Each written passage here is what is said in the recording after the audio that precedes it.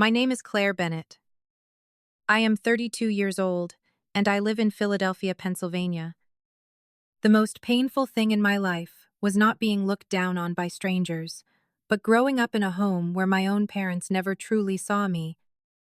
That evening, I sent an invitation card into the family group chat, one I had been carrying in my bag for days. It was an official invitation from the United States Department of Education, informing me that I had become a finalist for the National Teacher of the Year award. The ceremony would take place in Washington, D.C. It would be broadcast. Live, the Secretary of Education would present the award, and for a classroom teacher with more than 10 years of experience like me, it was the kind of moment that might come only once in a lifetime. I had thought for a long time before pressing send. My finger rested on the screen, trembling slightly, as if one message could decide whether I still had any hope left for this family. I did not expect them to cry with pride. I only hoped they would say, "Claire, we will be there." But all three of them read the message in silence. The next morning, my father, Robert Bennett, finally replied. His message was so short that I thought I had misread it. "It is just some ordinary teacher award. I am not flying to Washington for something meaningless like that." I stared at those words. My small apartment was so quiet, I could hear the heater humming inside the wall. I read the message again, as if staring at it long enough could turn those words into something less cruel. But no. It was still my father. It was still the way he used one weightless sentence to crush the most important thing in my life. If you have ever been dismissed by the people closest to you, comment the word "one" so I know I am not alone. And if this story touches you, please subscribe to the channel to hear more family stories filled with pain but also with justice that arrives late. A few minutes later, my older sister Madison sent another message. She said she was busy having dinner with her husband and could not cancel because that evening was very important. My mother Elaine did not congratulate me. She did not ask if I was hurt. She simply liked Madison's message, refusing to come. One tiny reaction, but it was enough to show me exactly where I stood in that family. I used to believe that if I tried harder, they would finally see me. If I studied more, became gentler, asked for less, they would love me the way they loved Madison. But that night, when I placed my phone down on the table, something inside me quietly hardened. I only replied, "It is okay." But the truth was nothing was okay at all. And what they did not know was that only 2 days later, while they were sitting in an expensive restaurant, my father would see my face on his phone screen in front of millions of Americans. And at that moment, he would be the one who could not say a single word. 3 weeks before that evening, I was still just Miss Bennett in the eyes of my students. I was not someone whose name was called on television, not a finalist for a national award, and certainly not the pride of the Bennett family. I was simply the woman standing in room 214 at Jefferson Middle School, wiping away the last traces of chalk at the end of the day. That classroom was old. The windows rattled softly whenever the wind blew through. The projector flickered from time to time. The desks were covered with messy carved marks left by years of students. But to me, it was the most honest place in the world. On the back wall, I had covered every inch with cards my students had written for me. Some were only a few lines long, filled with spelling mistakes. Some were colored with cheap crayons. Some said only "thank you for not giving up on me." Every time I read those words, I remembered why I had chosen this profession. I did not step into a classroom to become rich. I stepped into it because once a teacher had saved me from the feeling of being invisible. I wanted to do the same for children who were growing up in loud homes that still felt lonely. My family had never understood that. In my father's eyes, success had a very clear shape. A glass office in a high-rise building. A salary large enough to make other people go quiet. A business card printed with an impressive title. Madison had all of those things. She was a lawyer, lived in an apartment overlooking downtown, and always appeared at the kind of parties my parents repeated stories about as if her achievements belonged to them too. As for me, I was a teacher. Those two words were always spoken in my family, with a tiny pause as if they were trying to be polite about a disappointment. I still remember my master's graduation. I had been teaching full-time while taking evening classes, and on many nights, I came home when it was almost morning. On the day I received my degree, I stood in the auditorium, my eyes searching the guest seats for my parents. They arrived late, stayed for less than an hour, then left early. Later I found out that Madison had a bar association event that same evening. My parents had chosen the place where they felt more proud to be seen. My 30th birthday was the same. No call, no dinner, not even a card. 3 days later, my mother sent a message as light as air. "Oh, Claire, was your birthday just now? I have been so busy lately." I replied that it was okay. I said that sentence so many times that I almost believed it was true. But in room 214, my students never allowed me to be invisible. They ran to me to show me good grades, left thank you notes on my desk, and remembered my birthday with a small cake they had bought together with loose change. And every time that happened, I told myself, maybe love does not have to come from the place where you were born. But then the cream-colored envelope appeared on my desk, and I allowed myself to hope one more time. That envelope stayed on my desk for 2 full days before I found the courage to open it. It was a pale cream color with firm paper edges and the seal of the United States Department of Education printed in the upper corner. I stood in room 214, my hand resting on the envelope, my heart beating as fast as a child about to hear exam results. When I tore open the edge, the entire room suddenly felt strangely quiet. Outside, the janitor was pushing a cart down the hallway. But inside my head, every sound seemed to disappear. The first line made me read it twice. Dear Ems, Claire Bennett, we are honored to inform you that you have been selected as one of 4 finalists for the National Teacher of the Year Award. I sat down in my chair, still holding the letter. One of the final 4 in the entire United States. I did not know whether I should laugh or cry. I only felt my throat tighten, and in that moment, every late night spent grading papers until my eyes burned every time I bought notebooks for students with my own money, every late phone call to a parent, all of it seemed to have finally been seen by someone. The letter said the ceremony would take place in Washington, D.C., with leading educators, members of the press, and government representatives in attendance. Near the end, it also stated that the person who had nominated me was a respected educator, but their identity would remain confidential until the award ceremony. I read that part again and again. Who had nominated me? I did not know many powerful people. I knew children who forgot to eat breakfast, parents who worked 2 shifts but still tried to attend meetings, and colleagues who used their own money to buy printer paper for their classrooms. I knew good people, but I had never imagined anyone could carry my name to a national committee. That afternoon, my mother called.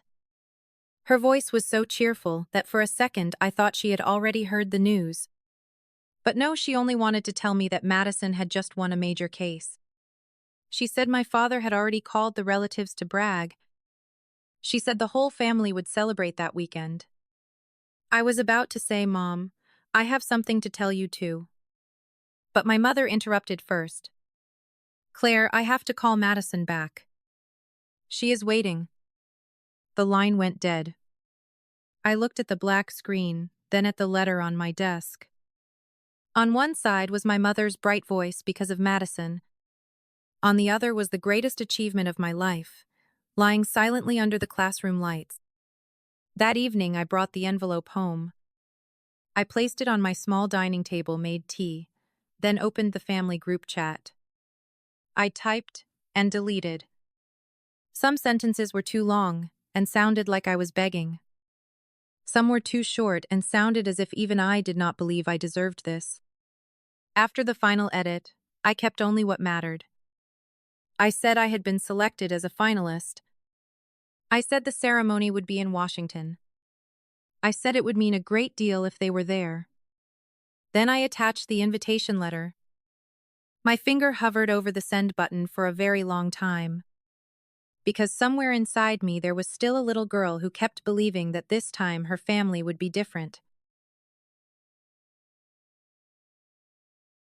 I pressed send at almost 10 o'clock that night. Then I placed my phone face down on the table, as if not looking at the screen would make me less afraid of the answer. But less than a minute later, I turned it over again. Nothing. I told myself they might be busy. My father might be watching the late financial news. My mother might be on the phone with Madison. Madison might be somewhere with her husband surrounded by successful people she had always seemed to feel more at home with than her own family. I kept making excuses for them the way I had done since childhood. At 11 o'clock, the message showed that all three of them had seen it. Still, no one replied. I sat in my small apartment with the pale yellow streetlights outside my window, falling over the old rooftops of Philadelphia. On the table lay the official letter, and beside it was a stack of ungraded tests. I looked at them for a long time, then suddenly let out a soft laugh. Not because I was happy, but because I realized I was 32 years old, and still sitting there waiting for someone to say, "Your parents are proud of you," like a child. I did not sleep deeply that night. My phone lay beside my pillow screen, facing up. Every time it lit up because of an advertisement notification or a school email, my heart gave a small jump. By morning, while I was making coffee, my father's name finally appeared in the group chat. Robert Bennett is typing. I stood frozen in the kitchen, still holding the spoon I had been using to stir my coffee. The three little dots disappeared, then came back again. It was only a few seconds, but I had enough time to imagine everything. Maybe he would say he did not understand how important the award was, but he would try to come. Maybe he would ask where they should book a hotel. Maybe this time, just this once, I would be chosen. Then the message appeared. It is just some ordinary teacher award.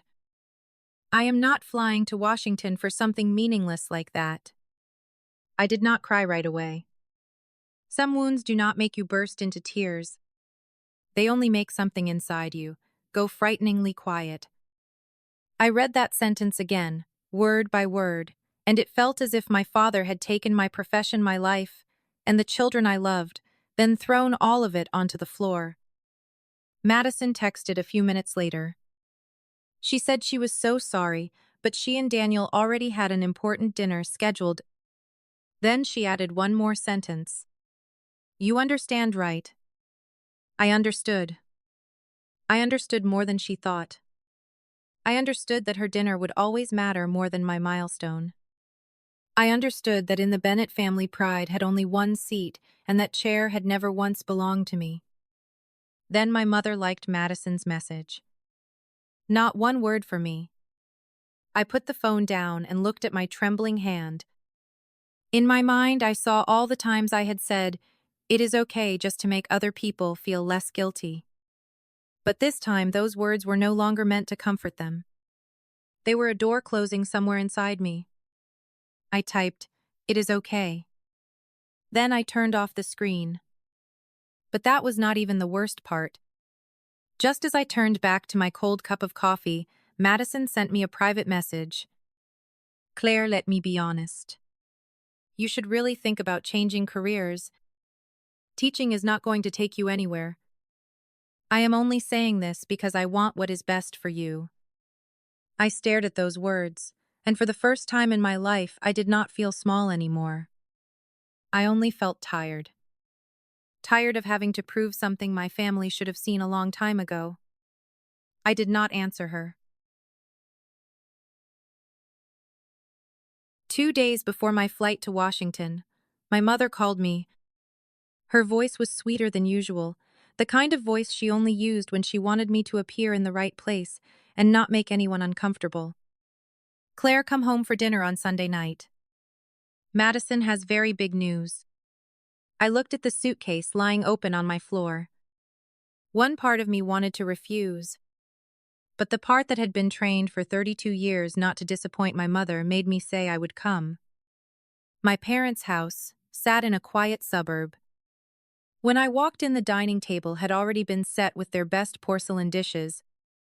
An expensive bottle of wine had been opened, the kind my father once said was only for truly memorable occasions.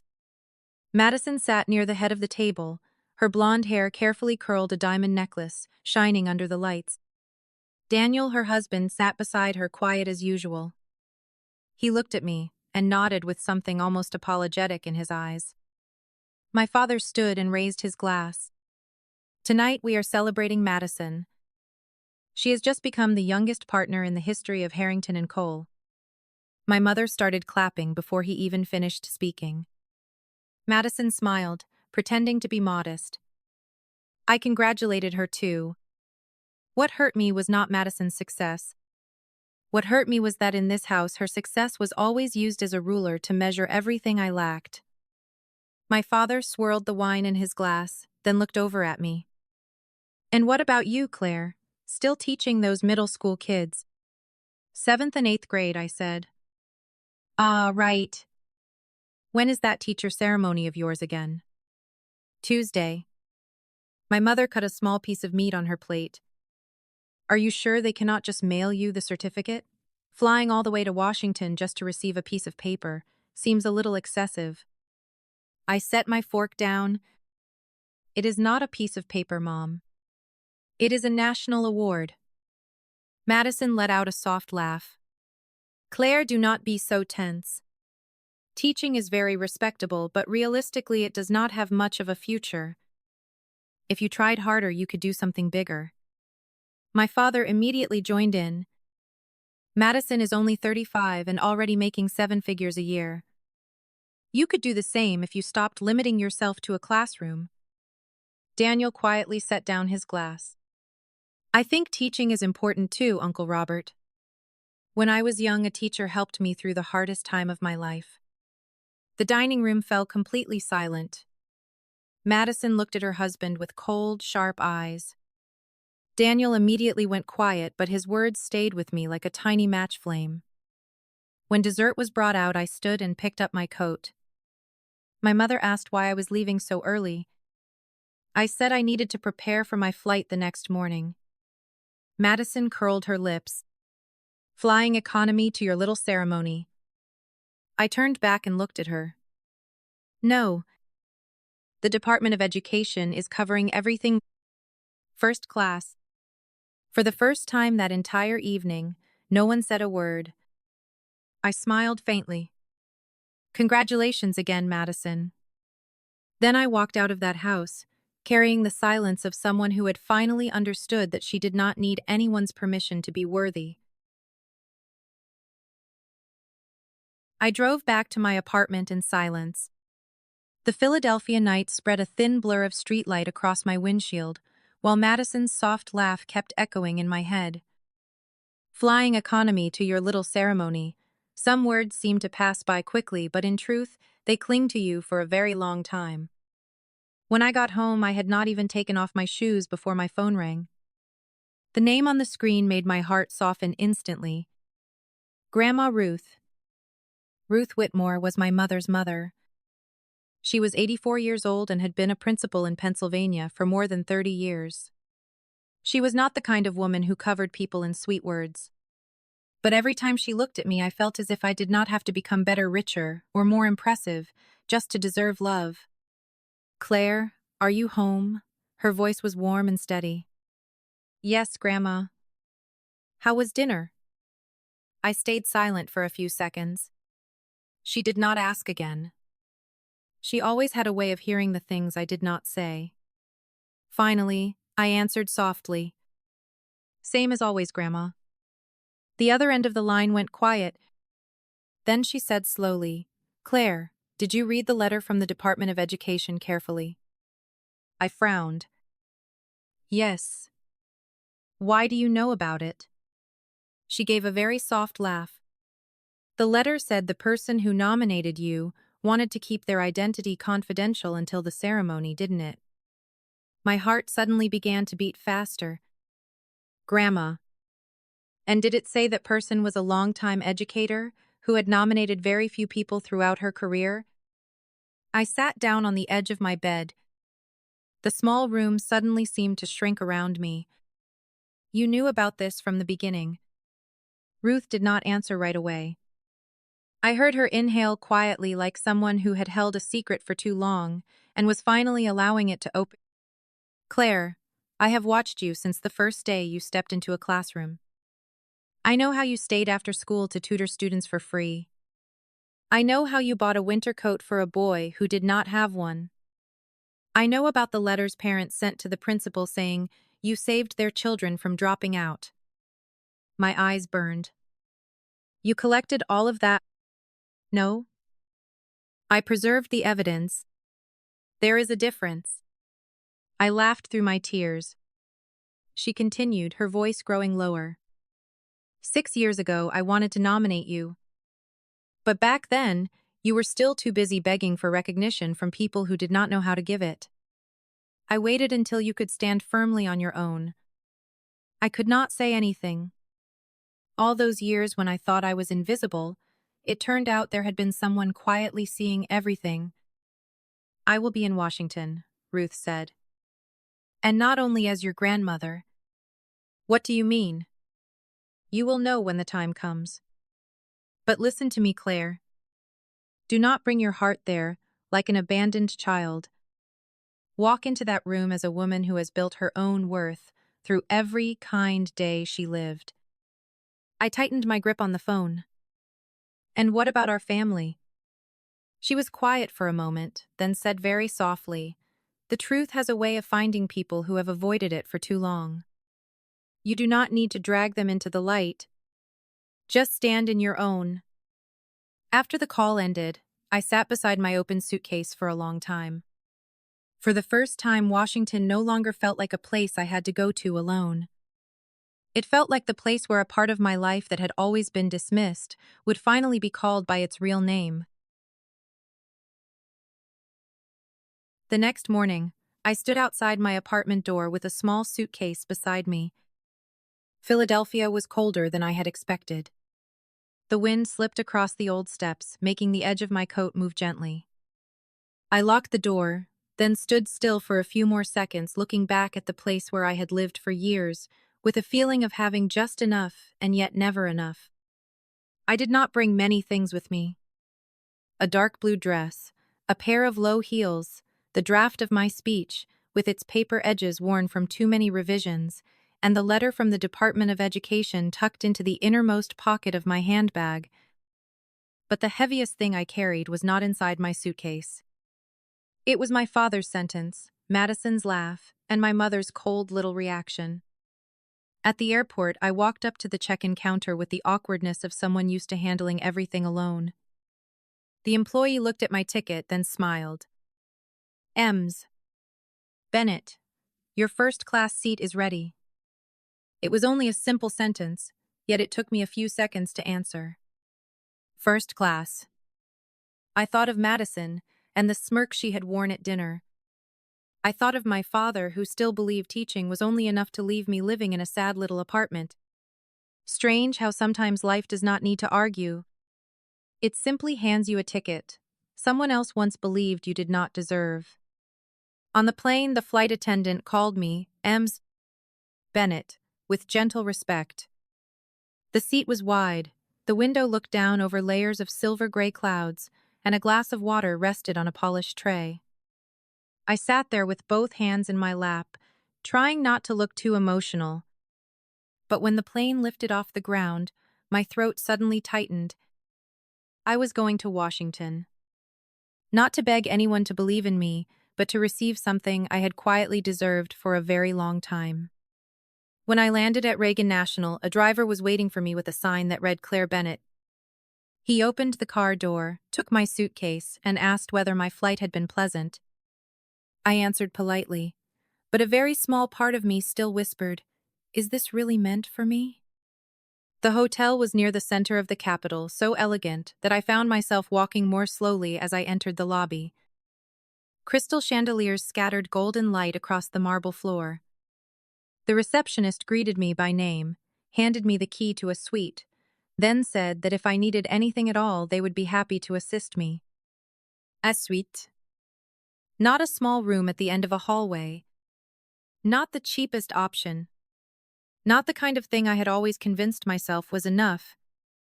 That evening, I met the other three finalists. Michael Alvarez, a science teacher from New Mexico, who had built a laboratory for low-income students using donated equipment.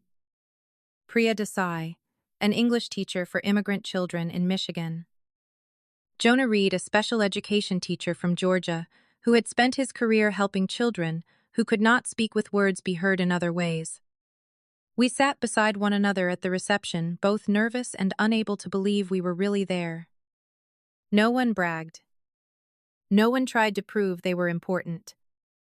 Perhaps because teachers understand better than anyone that the greatest things often begin very quietly. Before I returned to my room, a staff member handed me the ceremony program. I turned the pages one by one, my heart still beating fast. Then I saw a line that made my hand freeze. Guest of honor. Ruth Whitmore. Not just a relative attending with me. Not just my grandmother. She was the guest of honor. I stood in the hotel hallway staring at that name until my eyes began to sting. It turned out some people love you so deeply in silence that they do not need many words. They simply open a door you spent your whole life believing you were not allowed to enter. Tomorrow that door would open in front of the entire country. That afternoon before the ceremony, Grandma Ruth met me in the hotel lobby. She was wearing a navy blue suit, her silver hair neatly brushed, and around her neck was the old pearl necklace my grandfather had once given her. She did not need to announce that she mattered. Just standing there, she naturally made the people around her lower their voices. "Claire," she said, "tonight you are not walking onto that stage to prove anything to your family. You are walking up there for the children who once needed you, and for yourself." I nodded, but my heart was still trembling. Part of me was still thinking about my parents and Madison. I wondered what they were doing at that hour. I wondered if they remembered the ceremony began at 7. I wondered if in some restaurant somewhere they were mentioning me in that same half-pitying, half-mocking tone they always used. I did not have to wait long for the answer. Later I learned that they had gone to a French restaurant near Rittenhouse Square that evening. Their table was beside the window with white tablecloths and expensive wine chilling in a silver bucket. My father raised his glass to congratulate Madison once again, as if the entire city had not already heard enough about her new title. My mother wore her diamond earrings and sat beside him with a satisfied smile. Daniel was silent, slowly turning his water glass in his hand, his eyes always looking as if he were weighing something he could not comfortably say. Madison asked, almost as if she were entertaining the table, "Claire's little ceremony must be starting around now, right?" My father laughed. "Probably in some conference room. A few sandwiches, a long speech, then a certificate." My mother sighed softly.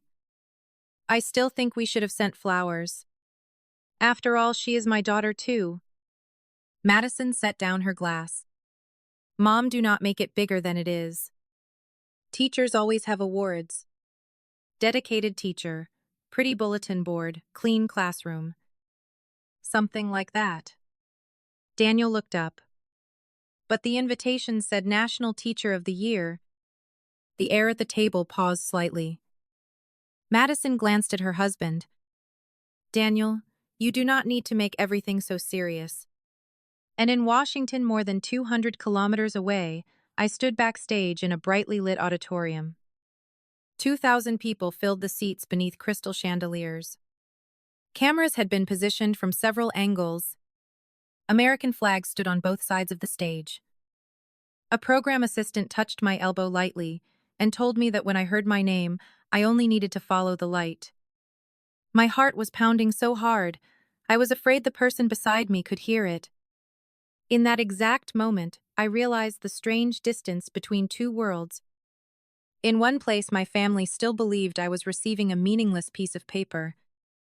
In another, an entire auditorium was preparing to hear the story of a teacher they had never wanted to understand.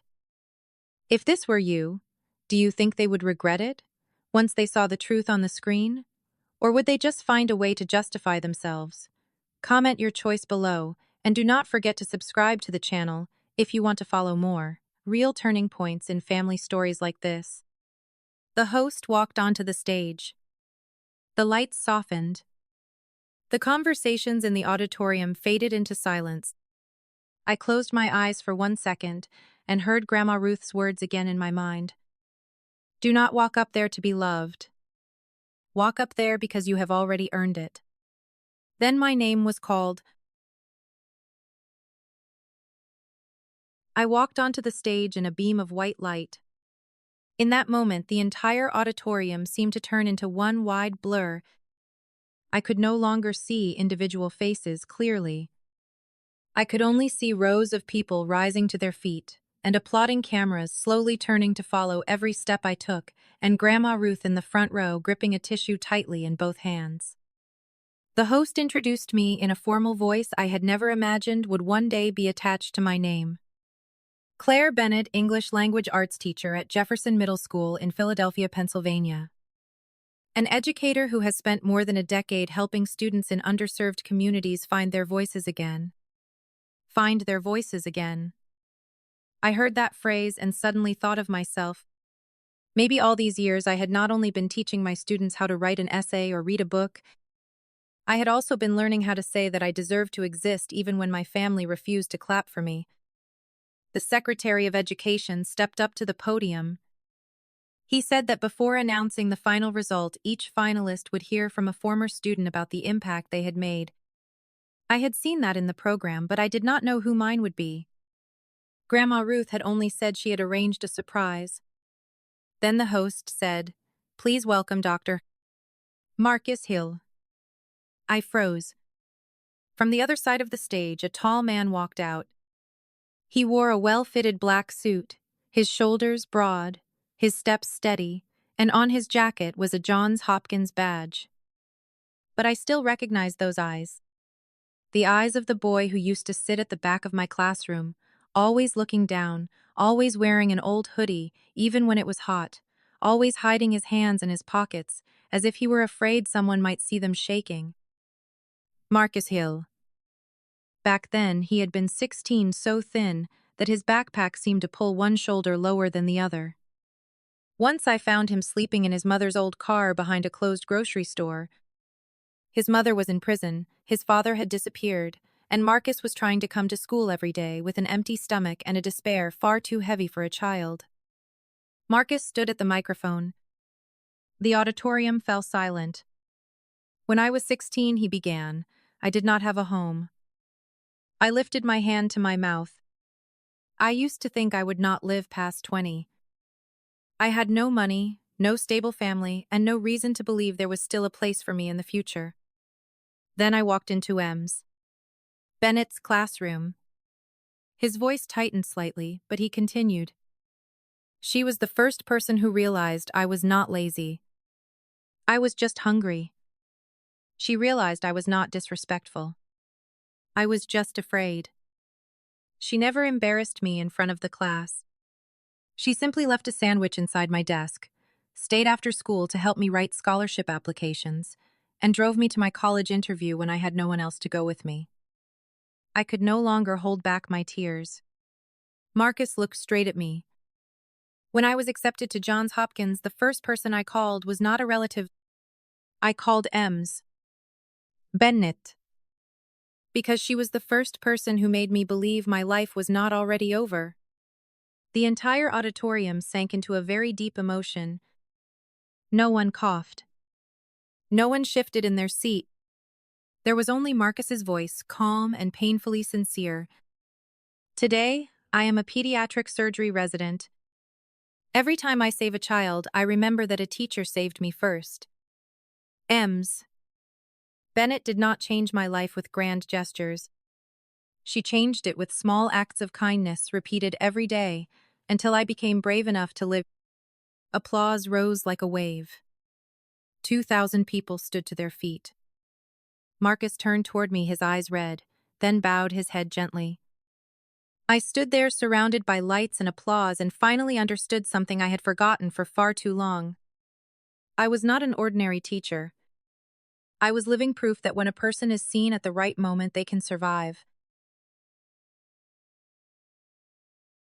The applause for Marcus lasted for a very long time. I stood near the side of the stage with my hands clasped together, trying not to break down out loud. When you are still living through something, you often think you are only enduring it. But when I heard someone else tell the story with gratitude, I finally understood that those years had never been as small as my family had made them seem. Marcus stepped down and passed by me. He stopped bent down and hugged me tightly. "You were there when no one else was," he whispered. I wanted to tell him that he had saved me too, that his strong will to live had reminded me not to quit teaching during the years when I was most exhausted, but my throat closed up. I only held his shoulders tightly, then let go when the stage assistant gently gave us the signal. The 4 finalists were invited to stand in a line at the front of the stage. Michael Alvarez stood on my left. Priya Desai lightly held my hand on my right. Jonah Reed smiled softly, as if to say that no matter what the result was, we had all already been seen. I looked at the 3 of them and saw different versions of the same devotion. None of us had chosen this profession for the spotlight, but tonight the light was shining on people who were used to standing behind their students. The Secretary of Education returned to the podium holding a cream-colored envelope. The auditorium slowly grew quiet. I could hear my own heartbeat so clearly that it felt as if it were striking against my ribs. In that moment, I suddenly thought of my small kitchen in Philadelphia, where I had once read my father's message. "It is just some ordinary teacher award." I thought of my mother who had liked Madison's refusal. I thought of Madison who had told me I should change careers if I still wanted a future. Strangely, those words no longer knocked me down. They only stood far away like echoes from a room I had already left. The secretary opened the envelope. "This year's National Teacher of the Year award goes to..." He paused for one breath. The whole auditorium seemed to hold still. "Claire Bennett from Philadelphia, Pennsylvania." I did not move right away. I stood frozen, as if my name had been called somewhere else.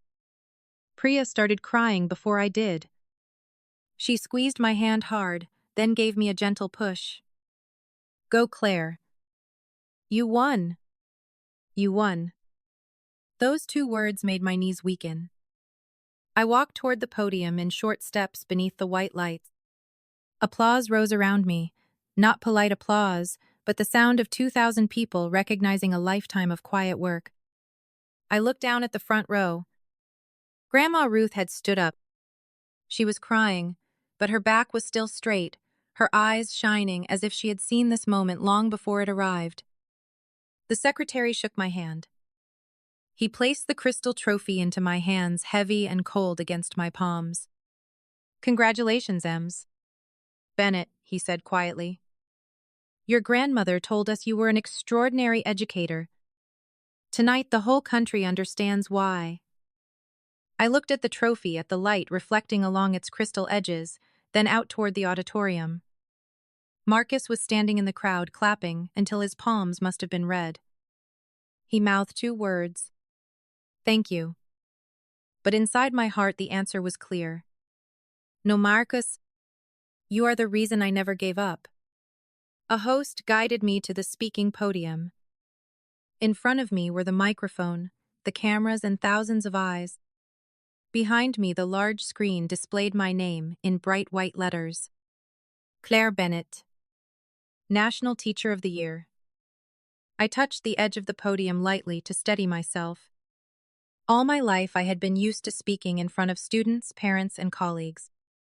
But I had never spoken while the entire country was listening. I took a deep breath.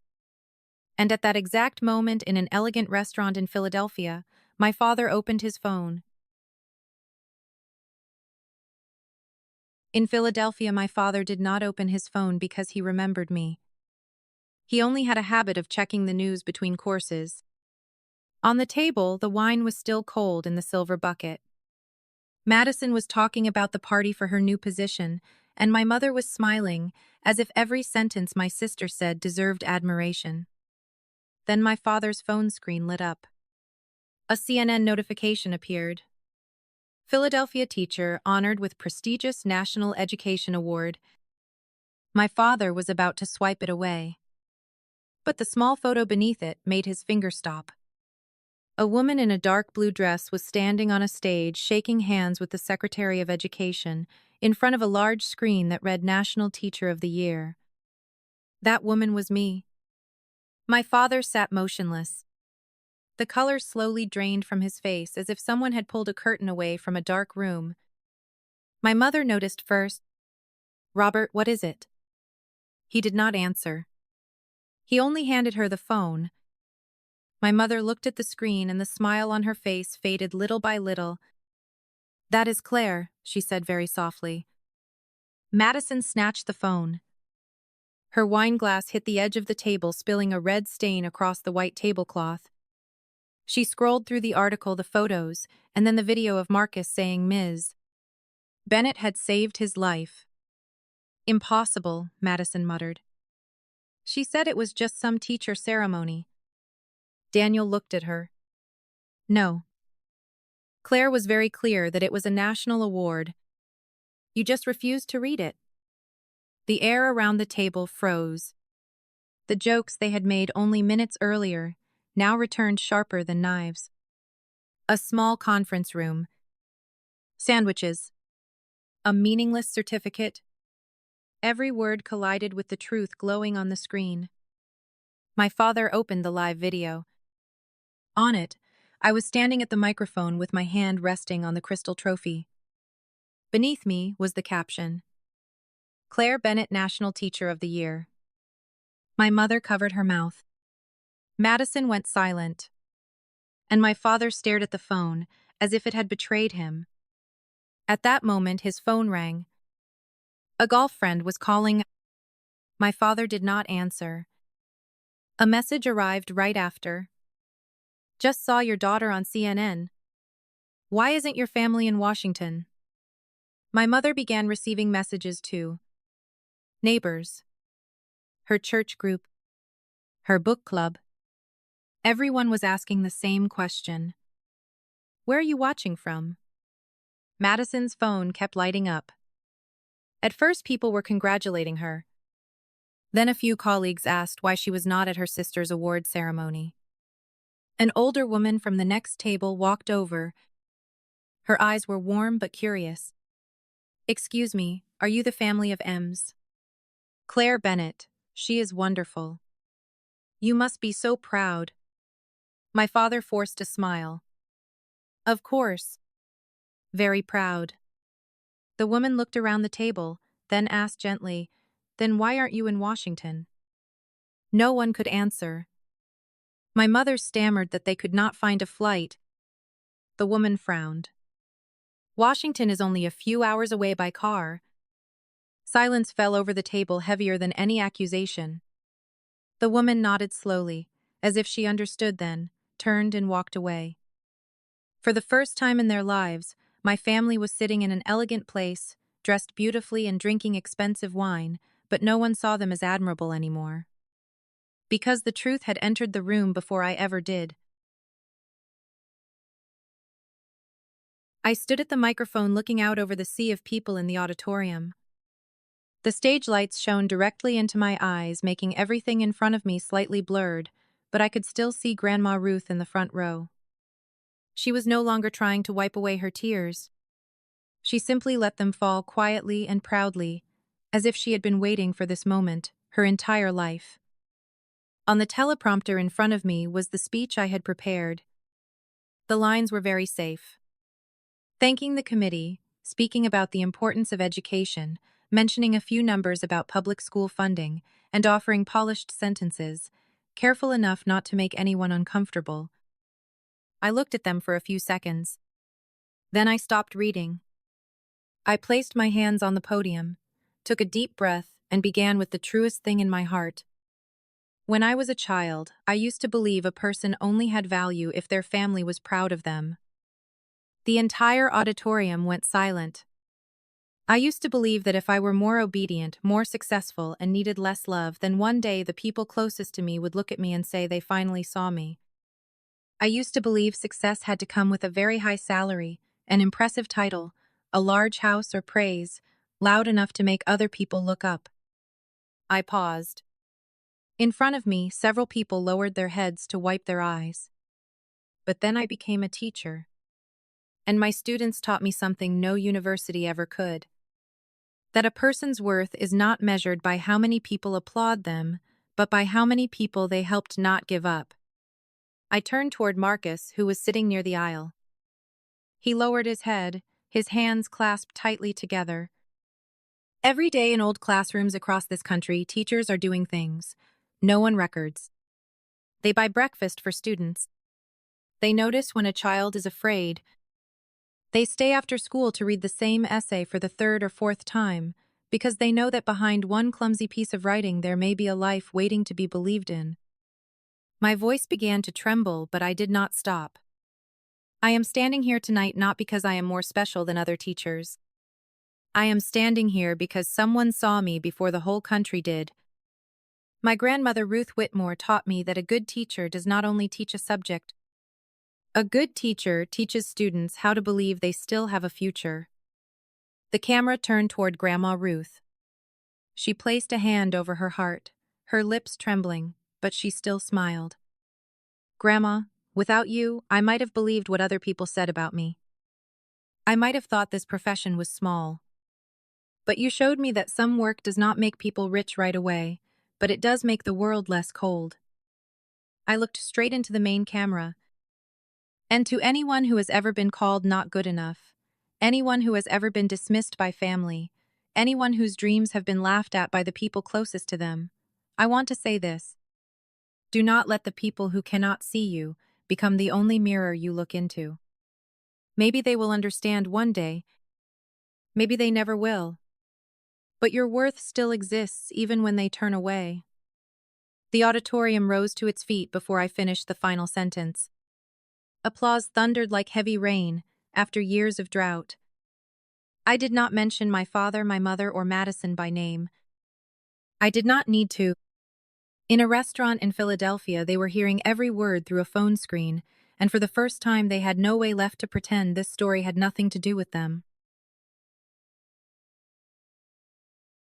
While I was still standing in the middle of the applause in Washington, Madison had already left the table at that French restaurant and gone straight into the restroom. She locked herself inside, placed both hands on the marble sink, and stared at her perfect face in the mirror. Her hair was still in place. Her lipstick was still untouched. Her expensive dress still fit perfectly, as if everything were still under control. But her phone would not stop vibrating. At first, the messages looked harmless. Coworkers said she had an incredible younger sister. Old law school friends asked if the family was proud. A few people even wrote that Madison must have been so emotional watching her sister honored in front of the entire country. Madison read those lines, and her first instinct was not regret. It was damage control. She opened social media, chose a screenshot from the broadcast, and cropped it so that I looked beautiful but not too dominant, beside the caption she was about to write. Then she typed quickly, "So incredibly proud of my little sister Claire Bennett. We wish we could have been there tonight. Family always comes first." She added a few hashtags, added a heart emoji, and posted it. In less than a minute, the post began receiving likes. Compliments poured in. Someone called Madison an amazing sister. Someone else said the Bennett family was so lucky. She exhaled, as if she had just placed a bandage over a crack that was spreading too fast. But she had forgotten one thing. At lunch that same day, while eating with several other lawyers, she had laughed at that very award. And one of them had been there. Her name was Joanna Miller. Before becoming a lawyer, Joanna had worked as an education reporter. She knew very well that the National Teacher of the Year award was not some small teacher award.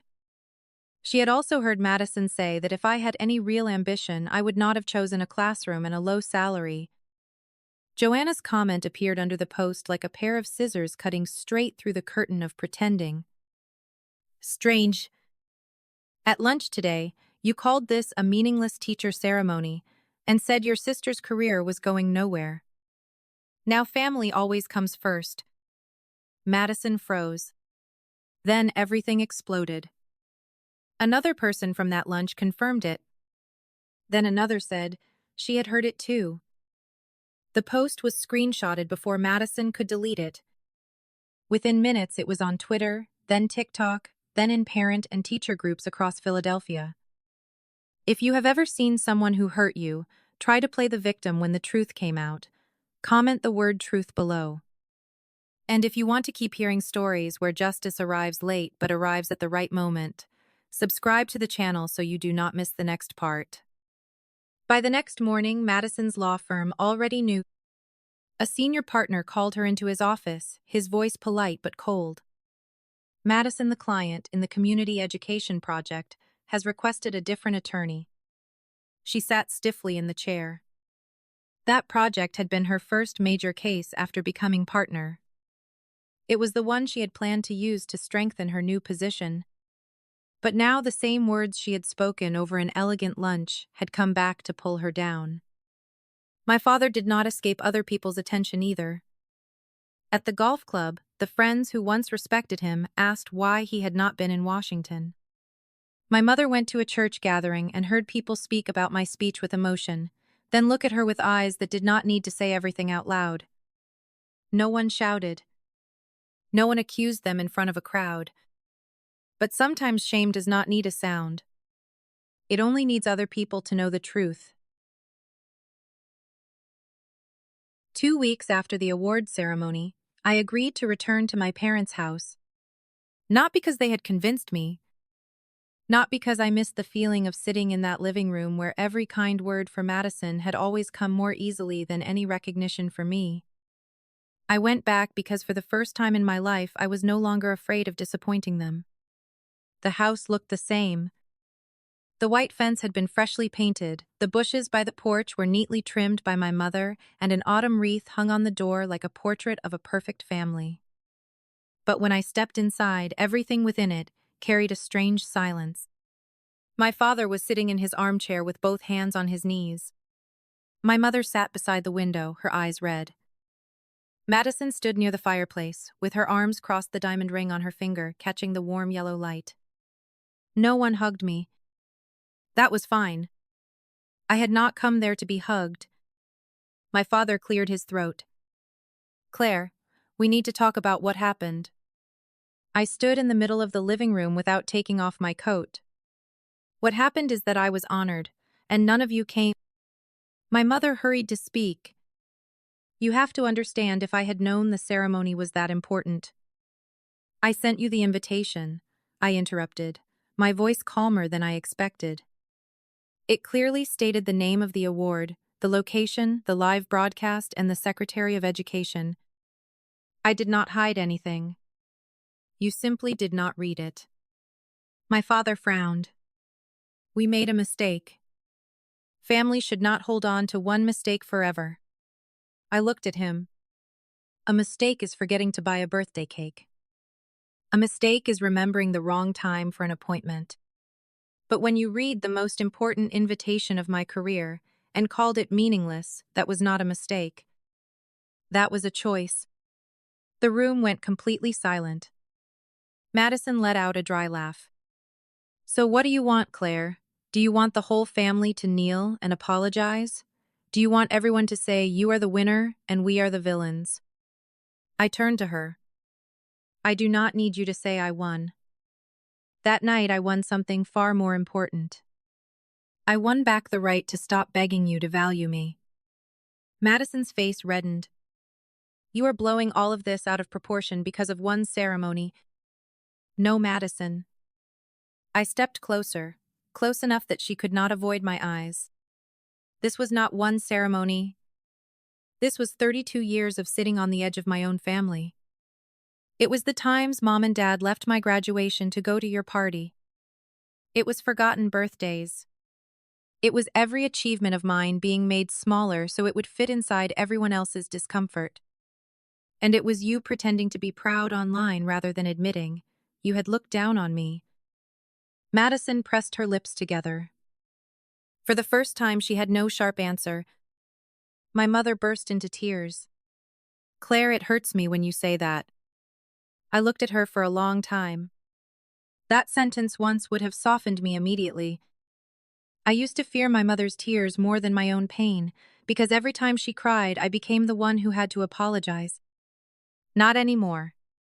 You are hurt because you have to hear the truth, I said quietly. I was hurt because I had to live inside it my whole life. My father stood up. He still carried the posture of a man used to giving orders in his own house. Enough. No matter what, we are still your parents. Yes. And I am your daughter. But that does not give you permission to belittle me and call it love. He froze. I took a deep breath, feeling my hands tremble slightly, but my voice did not break. From today on, things will be different. I will not come to dinners just to be compared. I will not answer the phone just because Mom wants me to soothe her guilt. I will not stay silent when Madison puts me down and says she only wants what is best for me. Madison's voice turned cold. So now you are setting rules for the family. No. I wrapped my scarf back around my neck. I am setting boundaries for myself. My mother sobbed. Claire, do not abandon your family. I looked at her and for one moment I could still see the younger version of myself, the child who only wanted her mother to choose her once. But then I remembered Marcus on that stage. I remembered Grandma Ruth crying with pride. I remembered thousands of teachers rising to their feet and applauding. And I remembered that I was no longer I am not abandoning my family, I said. I am just not abandoning myself anymore. I walked to the door. Behind me, no one said anything. And this time, the silence no longer crushed me. It set me free. 6 months after that night in Washington, spring returned to Philadelphia in soft streaks of sunlight across the windows of my new apartment. For the first time, I had a workspace of my own, and a dining table large enough for the people who were truly happy to see me happy. On the living room wall, I hung a photo of Grandma Ruth and me from the night of the award ceremony. She had her arm around my shoulders, her eyes red with tears while I held the crystal trophy with both hands. That moment did not disappear after the stage lights went dark. Jefferson welcomed me back with a banner cake and the awkward, heartfelt hugs of my students. The principal said room 214 would always be the place where a story began, a story bigger than the room itself. Marcus called me one morning in April. I got accepted into the pediatric surgery program at Stanford M's. Bennett.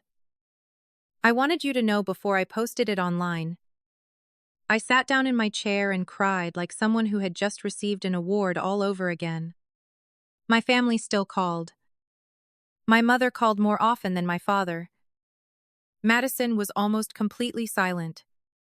I did not block them, but I no longer ran to the phone every time the screen lit up. Some calls I answered. Some calls I let pass. The difference was that I no longer felt cruel for choosing peace. One afternoon, there was an envelope in my mailbox with no return address. I recognized my father's handwriting. Inside were only a few lines. Claire, I was wrong. Wrong about your profession, wrong about the way I measured worth, and wrong for not seeing you. I do not expect you to forgive me right away. I only want you to know that I am sorry.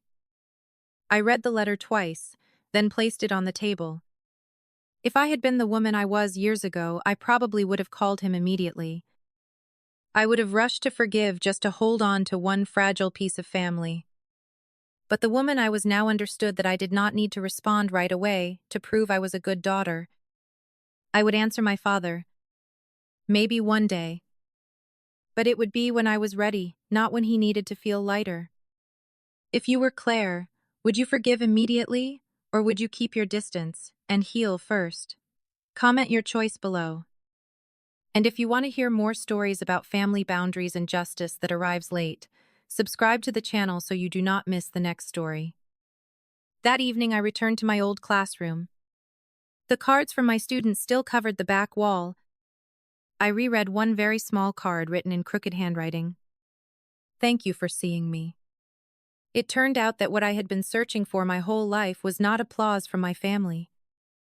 It was the right to believe I had value, even when the people who should have loved me most had turned away. Grandma Ruth once said that good teachers do not only teach lessons, they plant seeds in places other people believe have gone barren. Only much later did I understand that she had planted one in me too. A seed called self-respect. And when it bloomed, I no longer needed to turn back and ask anyone whether I was worthy of being loved.